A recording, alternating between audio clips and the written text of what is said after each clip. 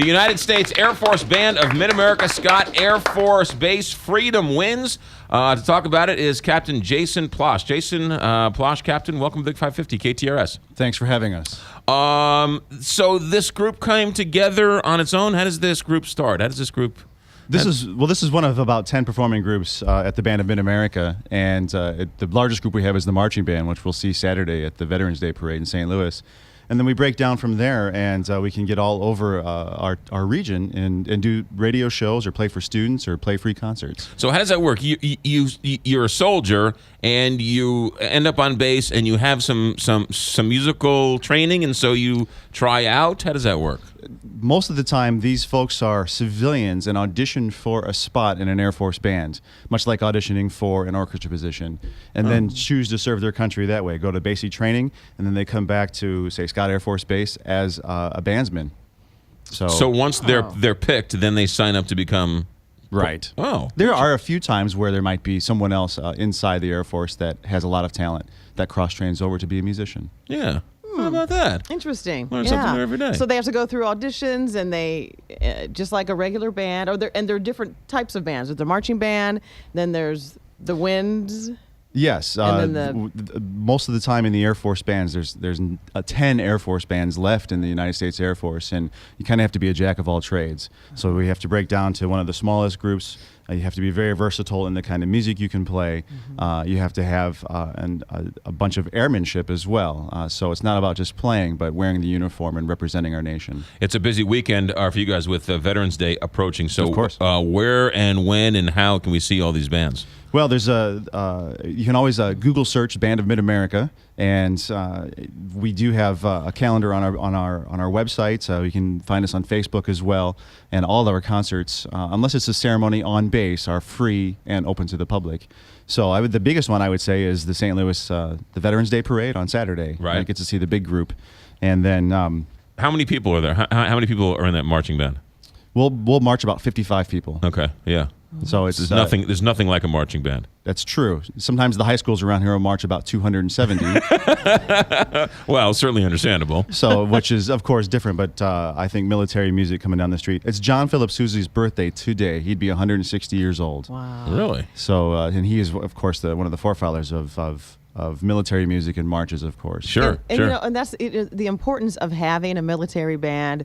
It gives anyone a sense of pride, you know, to be an American, and they played such pivotal roles in history when it came to fighting wars. It's true. The old history of military music was very regimental. You sounded the trumpet, or you marched to a drum cadence to keep the line. Now it's very ceremonial, and a lot of times when we tour throughout the country, many of us have been stationed all over the world. This is the only uniform that people will see. A lot of times you'll either read about it in the paper, see it online, see it on TV, but this is one of the few ways that we're tangible, where folks can see us in a grocery store or at a concert or after a parade and shake our hands and then learn a little bit more. Huh, interesting. All right, so the big parade Saturday, Veterans Day. Anywhere else you wanted to point out one or two other big ones this weekend that we should pay attention to? Well, this weekend there's a lot of small gigs. A lot of them are tricky to get to. One that's special for us is we had our rock band. They're called Starlifter. They've been all around. They're very famous around the region. I should say world famous around the region. No, I'm just kidding. Intergalactically famous. But they had the Primary Care Center in Herrin, Illinois, sent them notes and cards and pictures while they were deployed, taking care of our troops in Southwest Asia. And they're going back on tomorrow to do a concert for them. And we're going to video it, and we're going to put it up online. So it's going to be a cool kind of reuniting those folks together. So say this again now. While they were stationed, they got letters from this organization in Illinois. Right. Starlifter was deployed for 3 months during the summer. They got back in August. They had traveled all throughout the Middle East, supporting our troops and coalition partners. And then, of course, care packages came, but one school in Herrin, Northside Primary Center, put together a special package for them, and so we made that around Veterans Day timeframe to go play for them. So they're going back, and as a little thank you, they're going to have a little concert for them. They're going to rock out. That is fantastic. That's the rock band. Now you said there are a couple other bands. What are some of the other genres of bands? There's a jazz band. Okay. A concert band, which a lot of times folks hear the name concert band, but that's more of like a patriotic band, a show band.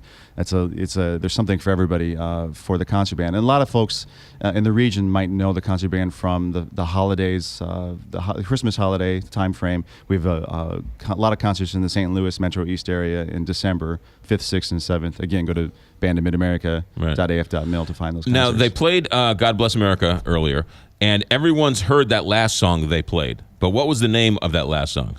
That was all the armed services songs. Okay. The Army, the Marine Corps, the Navy, the Coast Guard, and the Air Force songs. Okay, because I've heard them all. Yes. I just couldn't And I think necessarily of point one. the US And you- Air and you- Force. That's right. I think she's going to be a guest vocalist for this. But you usually remember them from movies that you've seen. That's true. That's the power of music right there. Right. Just imagine watching the biggest blockbuster film without any soundtrack. Right. We kind of we provide the soundtrack for the Air Force. Yeah. And okay. it had a little more peppiness, lightness to it.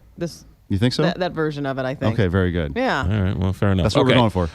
The website to find out where all of the bands and all of the groups are playing this weekend. www.bandofmidamerica.af.mil, or you can just Google search Air Force Band, Band of Mid-America, and it'll get you close. Okay, Google search Band Mid-America Band, and we'll go from there. Now, you're going to play one more song for us going out. Yes, in honor of the Marine Corps' birthday coming up on Monday. It's Semper Fidelis. Okay, now hold on a second here. Let's give a round of applause for the drummer again one more time. Your name? Andrew Clemenson. Kim Miller.